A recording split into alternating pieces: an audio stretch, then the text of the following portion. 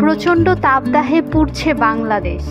বাইরের প্রচণ্ড রোদ থেকে বাঁচতে ঘরের শীতল ঠান্ডায় বিশ্রাম নেবেন তারও যেন সুযোগ নেই। ফ্যানের বাতাস, ঘরের দেয়াল, এমনকি বিছানা থেকেও যেন তাপ বের হয়। ছোট ছোট কিছু টিপস মেনে চললে এই গরমেও ঘরকে রাখতে পারবেন ঠান্ডা।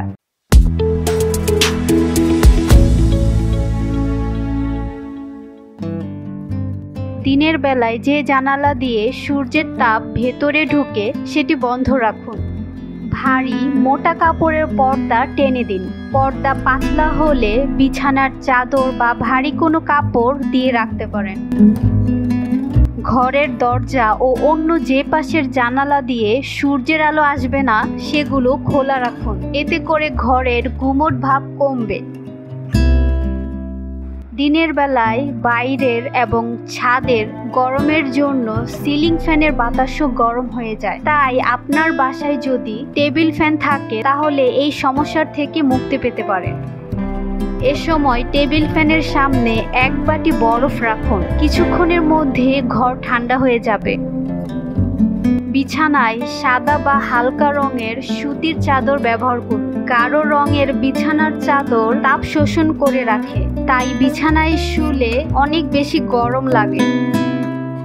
একটি চাদর ভিজিয়ে হালকা চিপে জানালার যে পাশ দিয়ে বাতাস প্রবেশ করে সেখানে দিয়ে রাখুন। বাইরের বাতাস চাদর থেকে পানি শোষণ করে রুমকে ঠান্ডা রাখবে। প্রয়োজন ছাড়া লাইট ও যে যন্ত্র থেকে তাপ উৎপন্ন হয় সেগুলো বন্ধ রাখুন। মোবাইল ফোন চার্জ শেষে সুইচ অফ করে রাখুন। গ্যাসের চুলা প্রয়োজন ছাড়া বন্ধ করে রাখুন। একাধিকবার ঘর মুছতে পারেন, এতে ঘরের মেঝে ঠান্ডা থাকবে। সন্ধ্যায় বাইরের তাপমাত্রা কমে গেলে সব জানালা দরজা খুলে দিন। এতে করে ভেতরের গরম বাতাস বের হয়ে খুব দ্রুত ঠান্ডা হবে।